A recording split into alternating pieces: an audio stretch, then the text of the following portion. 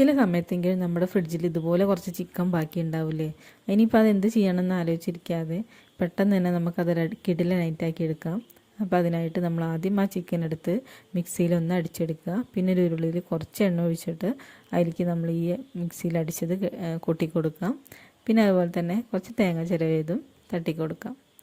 എന്നിട്ട് പിന്നെ അതിൽ കുറച്ച് മഞ്ഞൾപ്പൊടി, അതുപോലെ തന്നെ ഒരു നുള്ളു ഗരം മസാലയും പിന്നെ എരിവിന് ആവശ്യമായിട്ടുള്ള ഒരു കുറച്ച് കുരുമുളക് പൊടിയും കൂടെ ചേർത്ത് കൊടുത്ത് നന്നായിട്ടൊന്ന് അങ്ങോട്ട് മിക്സ് ചെയ്യാം.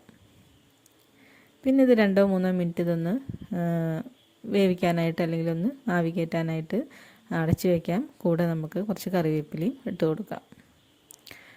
2-3 മിനിറ്റ് കഴിയുമ്പോഴേക്കും നമ്മുടെ കിടിലൻ ചിക്കൻ തോരൻ റെഡി ആയിട്ടുണ്ടാവും.